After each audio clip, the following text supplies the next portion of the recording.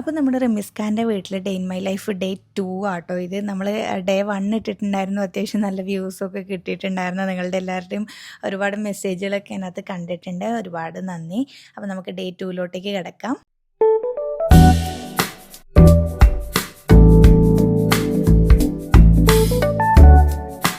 സത്യത്തിൽ ഇന്നത്തെ ദിവസം ഡേ ഇൻ മൈ ലൈഫ് എടുക്കാനുള്ള പ്ലാനൊന്നും എനിക്ക് ഉണ്ടായിരുന്നില്ല കേട്ടോ.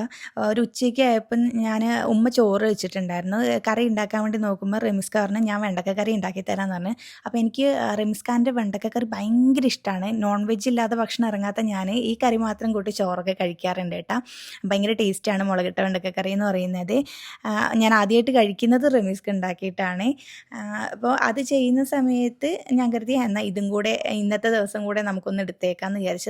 ഇന്നലെ നമ്മൾ കുഞ്ഞിനെ കാണാൻ പോയിട്ടില്ലേ, ഞാൻ പറഞ്ഞിട്ടുണ്ടായിരുന്നല്ലോ മുമ്പേ ഏട്ടന് കുഞ്ഞുണ്ടായിട്ടുണ്ട് എന്നുള്ളത്. അപ്പോൾ നമ്മൾ അങ്ങോട്ടേക്ക് പോയിട്ടുണ്ടായിരുന്നില്ല. അപ്പോൾ അതൊക്കെ കൂടെ ഒന്ന് എടുക്കാമെന്ന് വിചാരിച്ചിട്ടുണ്ടായിരുന്നു. റമീസ്ക്ക് വീട്ടിൽ മാത്രമല്ല കേട്ടോ, ഇവിടെ ആണെങ്കിലും എന്നെ ഉമ്മാനൊക്കെ നല്ലപോലെ ഹെൽപ്പ് ചെയ്യും. ഇവരെല്ലാവരും നല്ലപോലെ ഹെൽപ്പ് ചെയ്യും കേട്ടോ. ഞാൻ ഇന്നലെ ചക്ക ഉണ്ടാക്കുന്ന കാര്യം പറഞ്ഞിട്ടുണ്ടായിരുന്നില്ലേ. അപ്പോൾ ഉപ്പ കാലിന് വയ്യാത്തതുകൊണ്ട് പുറത്ത് പശുവിൻ്റെ അടുത്തൊന്നും പോകാത്തതുകൊണ്ട് അകത്ത് തന്നെ ഉണ്ടായിരുന്നു, റെസ്റ്റ് എടുക്കായിരുന്നു. അപ്പോൾ കുറേ നേരം കഴിഞ്ഞിട്ട് ഉപ്പ വന്നിട്ട് ഞാനിങ്ങനെ ചക്ക ക്ലീൻ ചെയ്യുന്ന കണ്ടപ്പോൾ എന്നോട് പറഞ്ഞു ഇത് ചെയ്യാൻ എന്നെ വിളിച്ചുകൂടായിരുന്നു, ഞാൻ ഹെൽപ്പ് ചെയ്യൂലേ, എനിക്ക് ഇരുന്നിട്ട് ചെയ്യുന്നതിന് കുഴപ്പമൊന്നുമില്ല എന്ന് പറഞ്ഞ്. മാഷാഅല്ലാഹ് കേട്ടപ്പോൾ സന്തോഷം. കാരണം നമ്മൾ അവർ ഹെൽപ്പൊന്നും ചെയ്യേണ്ട, നമുക്ക് അങ്ങനെ ഒരു ചോദ്യം കേൾക്കാൻ തന്നെ ഒരു രസമല്ലേ. എൻ്റെ ഈ വ്യൂസിനകത്ത് ഒരുപാട് ലേഡീസ് ഉണ്ട്. നിങ്ങൾ പറഞ്ഞേ നമുക്കിത് കേൾക്കാൻ തന്നെ ഒരു സന്തോഷമല്ലേ. അപ്പോൾ ഇവരെല്ലാവരും ഇങ്ങനെ ആയതുകൊണ്ട് എനിക്ക് ഭയങ്കര ഇഷ്ടമാണ് ഇവരെ കൂടെ കൂടി എല്ലാ ജോലികളും ചെയ്യാനൊക്കെ ആയിട്ട്.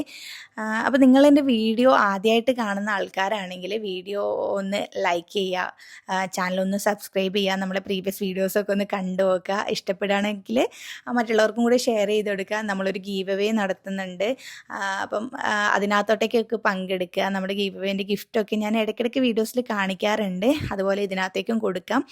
പിന്നെ കഴിഞ്ഞ വീഡിയോസിനകത്ത് കുറച്ച് കമൻറ്റ്സ് ഉണ്ടായിരുന്നു. ആദംകുട്ടീനെ കുറിച്ച് നമ്മൾ പറഞ്ഞിട്ടുണ്ടായിരുന്നല്ലോ അല്ലേ. അപ്പോൾ ആദംകുട്ടീൻ്റെ വാപ്പയമ്മ എന്താ അവനെ സൗദി കൊണ്ടുപോകാത്ത, ഉമ്മാക്ക് അവിടെ ജോലി ഉണ്ടോ, അതുപോലെ തന്നെ അവനെ ബ്രസ്റ്റ് ഫീഡ് ചെയ്യേണ്ടതെന്നൊക്കെ ചോദിച്ചിട്ട് കുറച്ച് ക്വസ്റ്റ്യൻസ് ഉണ്ടായിരുന്നു. അപ്പോൾ അവർക്ക് വേണ്ടിയാണ്.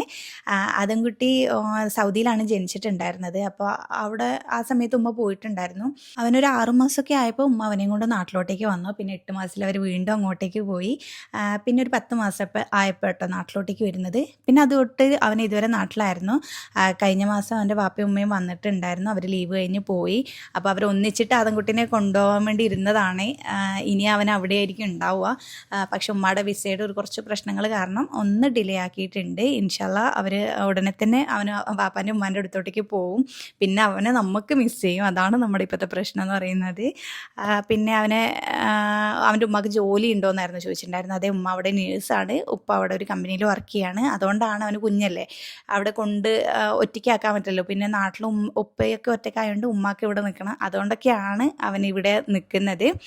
പിന്നെ കുറച്ച് പേര് ഉമ്മാൻ്റെ റെസിപ്പി ചോദിച്ചിട്ടുണ്ടായിരുന്നു ടോറോട്ടിയുടെ. ഇൻഷാല്ലാ അത് ഞാൻ അവിടെ പോകുന്ന സമയത്ത് ഉമ്മാനെ കൊണ്ട് തന്നെ പറഞ്ഞിട്ട് ചെയ്യിപ്പിക്കാം കേട്ടോ. നമ്മൾ ഈ വർത്തമാനം പറയുന്നതിൻ്റെ ഇടയിൽ നമ്മളെ റമീസ്ക്ക് ഇവിടെ കിച്ചണിൽ ഒറ്റയ്ക്കാട്ടോ. അപ്പം ഞാൻ ഇടയ്ക്കൊന്ന് വന്ന് നോക്കുന്നുണ്ട്. ഞാൻ വരുന്ന സമയത്ത് തന്നെ എൻ്റെ അസിസ്റ്റൻറ്റും പുറകിൽ വരുന്നുണ്ട്. അപ്പം കറി ഏകദേശം ആവാറായിട്ടുണ്ട്. ഞാനും ഉമ്മയും ഒന്ന് സംസാരിച്ചിട്ടൊക്കെ ഇരിക്കുകയായിരുന്നു. അപ്പം ഞാൻ പറഞ്ഞു ഇനി ഞാൻ കുറച്ച് സഹായിക്കാമെന്ന് പറഞ്ഞിട്ട് അതൊന്ന് ചെയ്തുകൊണ്ടിരിക്കുകയാണ്. പിന്നെ മൂപ്പര് അടുക്കളയിൽ എന്തെങ്കിലും ചെയ്യുന്ന സമയത്ത് ഓവറായിട്ട് ആരും പോയിട്ട് ഇടപെടുന്ന ഇഷ്ടമല്ലാത്തത് കൊണ്ട് തന്നെ തിരിച്ച് വന്നിട്ടുണ്ട്. അപ്പോൾ ഞാൻ എൻ്റെ ആയുധം വെച്ച് കീഴടങ്ങിയിട്ട് നിങ്ങൾക്കുള്ള ക്വസ്റ്റ്യൻ തരാൻ വേണ്ടി പോവുകയാണ്. ഇന്നത്തെ ക്വസ്റ്റ്യൻ എന്താണെന്ന് വെച്ച് കഴിഞ്ഞാൽ, ജൂണിൽ 1 തവണയും നവംബറിൽ 2 തവണയും കാണാം, എന്നാൽ മെയ്യിൽ 1 തവണ പോലും കാണാൻ പറ്റില്ല, എന്താണത്? അപ്പോൾ ഇതിൻ്റെ ഉത്തരം നിങ്ങൾ എന്ത് ചെയ്യുക, പെട്ടെന്ന് തന്നെ കമൻ്റായിട്ട് ഇടുക. നിങ്ങൾക്കുള്ള ഗീവ് അവേ ഗിഫ്റ്റ് ഇതാണ് കേട്ടോ. ഈ സ്ക്രീനിൽ കാണുന്നതാണ് നിങ്ങൾക്കുള്ള ഗിഫ്റ്റ് എന്ന് പറയുന്നത്. അപ്പോൾ മറക്കാതെ ഗീവ് അവേയിൽ പങ്കെടുക്കുക. നമ്മുടെ ഗീവ് അവേൻ്റെ റൂൾസ് ഞാൻ മുമ്പേ പറഞ്ഞിട്ടുണ്ട്, എന്നാലും ഒന്നുകൂടെ ഒന്ന് ഓർമ്മിപ്പിക്കുകയാണ് ആദ്യമായിട്ട് കാണുന്നവർക്ക് വേണ്ടിയിട്ട്. നിങ്ങൾ ഒരു 5 ക്വസ്റ്റ്യനെങ്കിലും ആൻസർ ചെയ്യുക. നമ്മൾ ഒരു മാസത്തിൽ 1 തവണയാണ് ഗീവ് അവേ ചെയ്യാൻ വേണ്ടി പോകുന്നത്. എല്ലാ മാസവും ഗീവ് അവേ ചെയ്യുന്നുണ്ട്. നമ്മുടെ അടുത്ത ഗീവ് അവേ വരുന്നത് ജൂലൈ 10-നാണ്. അത് നമ്മൾ ലൈവിലായിരിക്കും എടുക്കുന്നത്. നമ്മൾ ആരുടെയൊക്കെ പേരുണ്ട് എന്നുള്ളതൊന്ന് ലിസ്റ്റ് ചെയ്തിട്ട് നിങ്ങളെ കാണിക്കും.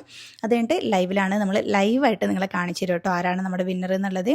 അപ്പോൾ റമീസ്ക്ക് ഇതിനിടയിൽ പരിപാടികൾ, കിച്ചണിലെ പരിപാടികളൊക്കെ കഴിഞ്ഞിട്ടുണ്ട്, കറിയൊക്കെ ആയിട്ടുണ്ട്. വെണ്ടക്ക നമ്മൾ വറവായിട്ടാണ് പൊതുവെ കഴിച്ചിട്ടുണ്ടായിരുന്നത്. അതാണ് എനിക്ക് ഒട്ടും ഇഷ്ടമല്ല ഈ വഴുക്കലുണ്ടാകുന്ന കാരണം. പക്ഷേ ഈ കറി എനിക്ക് ഭയങ്കര ഇഷ്ടമായിട്ടാ. ഇതിൻ്റെ റെസിപ്പി വേണമെങ്കിൽ നിങ്ങൾ റമീസ് ഖാനോട് തന്നെ ചോദിച്ചോളൂ. അപ്പോൾ വണ്ടി കഴുകലിൻ്റെ പരിപാടിയിലോട്ടേക്കാണ് ഇനി റമീസ് ഖാൻ കടന്നിട്ടുള്ളത്. എന്ത് മഴയാണെങ്കിലും ശരി ഇവർക്ക് വണ്ടിപ്രാന്തന്മാർക്ക് വണ്ടി കഴുകിയേ പറ്റുള്ളൂ. അപ്പോൾ ഞാനിങ്ങനെ കുറേ പറയുന്നുണ്ട്, എന്തിനാണ് ഇത്രയും വലിയ, നമുക്ക് ഒന്നാമത് റെഡ് അലേർട്ടാണ്, ഈ സമയത്ത് എന്തിനാണ് വണ്ടി കഴുകുന്നതെന്ന് ചോദിക്കേണ്ടത്. അപ്പോൾ പറയുന്നുണ്ട്, നീ എന്തിനാണ് ഡെയിലി കുളിക്കുന്നതെന്നാണ് എന്നോട് ചോദിച്ചത്. അപ്പോൾ ഞാനവിടെ ഒന്നും പറയാതെ ഞാനും ഉമ്മയും കൂടെ ഇത് കണ്ടുകൊണ്ടിരിക്കുകയാണ്. പിന്നെ ഇവിടുത്തെ ഉമ്മാക്കൊരു പ്രത്യേകത ഉണ്ട് കേട്ടോ. ഞാനവിടെ ഇരിക്കുന്നുണ്ടോ ഇല്ലയോ അതൊന്നുമല്ല, ഞാൻ വെറുതെ ഇരിക്കുകയാണോ അങ്ങനത്തെ ഒന്നുമില്ല. ഉമ്മ മക്കളെ നോക്കിക്കോളും. അപ്പോൾ ഞാനവിടെ ഇരിക്കുന്ന സമയത്ത് ഉമ്മ ഇത് ആദംകുട്ടിക്ക് ഭക്ഷണം കൊടുത്ത് അവൻ കഴിച്ചില്ല, അപ്പോൾ അതേ ഹസ്ബൻഡിന് ഭക്ഷണം കൊടുത്തുകൊണ്ടിരിക്കുകയാണ്. ഉമ്മ പൊതുവേ ഇങ്ങനെയാണ് കേട്ടോ.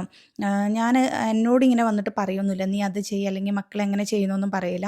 അവർക്ക് ചായ കൊടുക്കുന്നതായാലും ഫുഡ് കൊടുക്കുന്നതായാലും അവരെ കുളിപ്പിക്കുന്നതായാലും ഞാൻ വിചാരിക്കുന്ന സമയം കൊണ്ട് ഉമ്മ ആദംകുട്ടിനെ ചെയ്തു കൊടുക്കുന്ന അതേ സമയം കൊണ്ട് തന്നെ ഹസ്ബൻഡിനായാലും എല്ലാം ചെയ്തു കൊടുക്കും.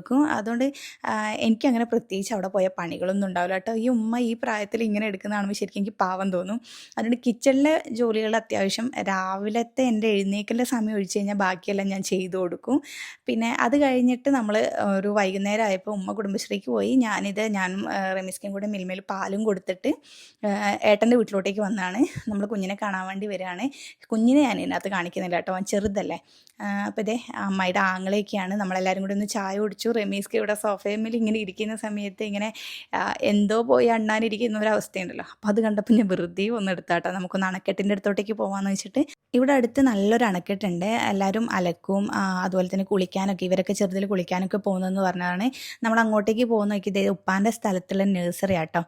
അവിടെ കുറേ ബഡ് ചെയ്തിട്ടുള്ള തൈകളൊക്കെ കണ്ടിട്ടുണ്ടായിരുന്നു. അപ്പോൾ നല്ല മഴ, നമ്മൾ പകുതിയിലെത്തിയപ്പോൾ നല്ല മഴ പെയ്തപ്പോൾ നമ്മളൊന്ന് അങ്ങോട്ടേക്ക് കയറി എന്നാണ്. ഇതാണ് ഞാൻ പറഞ്ഞ അണക്കെട്ട്. നമ്മൾ മുമ്പ് ഇവിടെ വന്നിട്ട് കുറേ ഫോട്ടോസൊക്കെ എടുത്തിട്ടുണ്ടായിരുന്നു. നല്ല രസമുള്ള സ്ഥലമാണ്.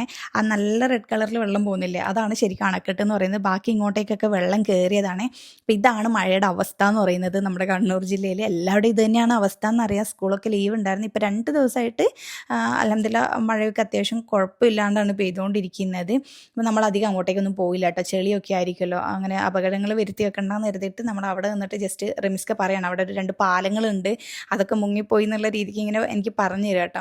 അപ്പോൾ അതും കഴിഞ്ഞ് ഇവിടെ ഈ ഒരു കാണുന്ന ഭാഗത്തൊക്കെ നമുക്ക് അങ്ങ് വരെ പോകാൻ വേണ്ടി പറ്റും. പക്ഷെ ഇപ്പോൾ വെള്ളം കയറിയത് കൊണ്ടാണ് അങ്ങനെ നമ്മൾ അവിടെ നിന്ന് പെട്ടെന്ന് തന്നെ തിരിച്ചു വന്നതിന് ശേഷം നമ്മളൊന്ന് ടൗണിലേക്ക് പോയിട്ടുണ്ടായിരുന്നു.